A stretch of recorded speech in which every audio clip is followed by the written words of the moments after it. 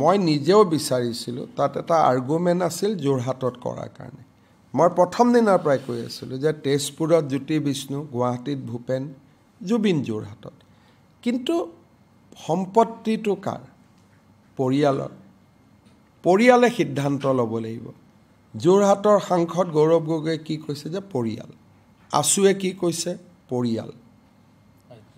সাহিত্য সভাই কি কৈছে যে লাষ্টত পৰিয়াল আমি এপিল কৰিব পাৰোঁ কিন্তু এপিলটোক ডিমাণ্ডলৈকে কনভাৰ্ট কৰাটো সেইটো উচিত নহয় আৰু মই ভাবোঁ যে অখিল গগৈ ডাঙৰীয়াই গোটেই ব্যৱস্থাটো তেওঁ ৰাজনীতি বিচাৰি আছে আৰু এইটো বহুত ঠিক নহয় মই অখিল গগৈকো বিনম্ৰতাৰে অনুৰোধ কৰিম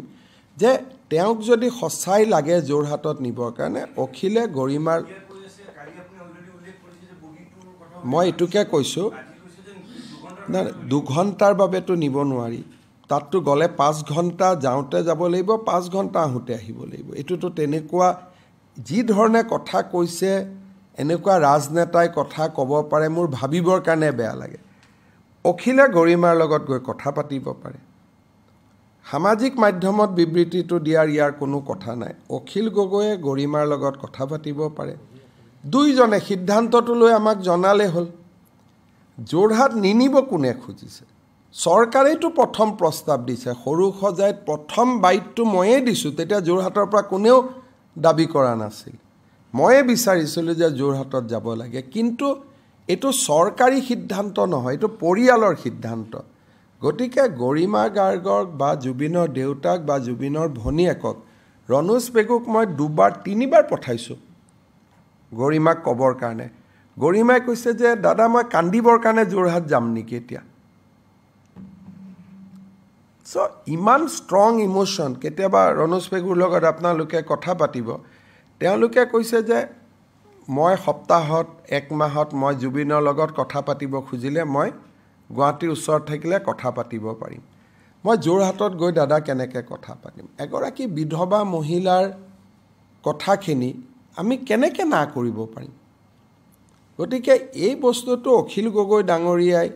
শিৱসাগৰ আৰু যোৰহাটত তেওঁৰ উচ্ছেদ লৈ তেওঁৰ স্থিতিক মানুহে বহুত বেয়া পাইছিল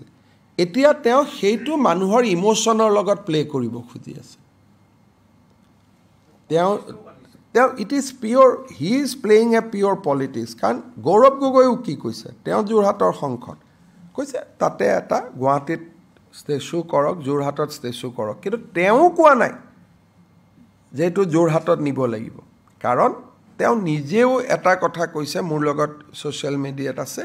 যে পৰিয়ালে সিদ্ধান্ত ল'ব আছুৱে কি কৈছে পৰিয়ালে সিদ্ধান্ত ল'ব এতিয়া যদি মই লৈ গ'লোঁ মৃত শৰীৰটো পাৰ্থিৱ শৰীৰটো যদি গৰিমাই যাব নাযায়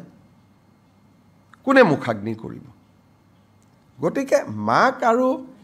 এজন সন্তানৰ মৃত্যুত মাকৰ দুখ স্বামীৰ মৃত্যুত পত্নীৰ দুখ তেওঁলোকে অত্যন্ত সন্তুষ্টি প্ৰকাশ কৰিছে আমি যিটো স্থান নিৰ্বাচন কৰিছোঁ দে আৰ ভেৰি হেপী